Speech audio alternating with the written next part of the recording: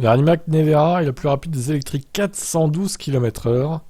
Joli record. C'est sur la piste d'essai d'Automotive Testing Papenburg que l'hypercar croate a confirmé la croix de vitesse de pointe de 412 km/h sans aucune modif, avec le réglage de la voiture de série. Eh ben, est-ce que le Tesla Roadster nouvelle génération battra cette VMAX? C'est à voir. Ce circuit se compose de deux lignes droites de 4 km chacune et l'un des rares au monde à se prêter à un tel test.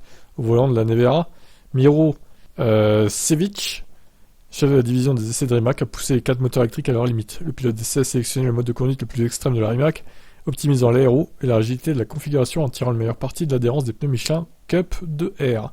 Naturellement, compte tenu des vitesses pratiquées, toute la tentative de record a également été suivie par les techniciens de Michelin, qui ont constamment contrôlé l'état et les conditions des pneus.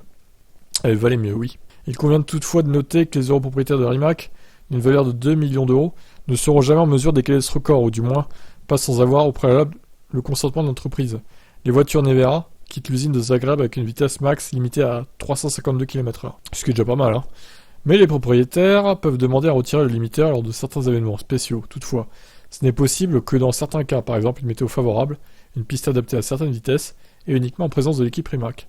En revanche, au quotidien, ceux qui conduisent la Nevera peuvent se contenter de l'époustouflant en 0 à 100 en 1 seconde 9. Et il est 1914 chevaux. Oui, je pense que ça devrait aller quand même. Ça va, ça va. 1900 chevaux, je pense que... au feu rouge, je pense que ça va. C'est pas mal. Voilà pour ce record. Bon, un record un peu inutile, mais bon. En même temps, il y a beaucoup de thermiques aussi qui font des records de vitesse.